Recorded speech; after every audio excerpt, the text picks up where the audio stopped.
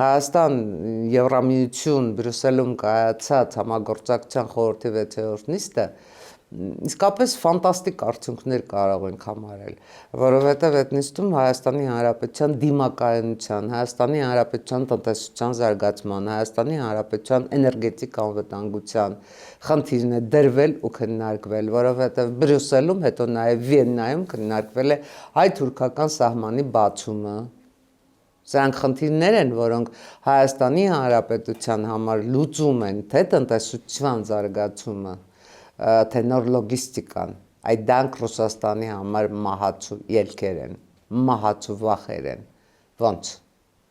լարսը էլ չի լինելու, միակ տարբերակը փական բացել փակելու, ոնց բա մեր գազը, բա մեր գազի մոնոպոլիան, այս ինչա փախչում եք մեզնից, ոնց դուք կարող եք մեծամորից հետո երկրորդ այգ կառուցեք ու մեզ հետ չկառուցեք, բա մենք ձեզ ինչով սպառնանք։ Այս է խնդիրները։ Սրանք են Զախարովայի վախերը,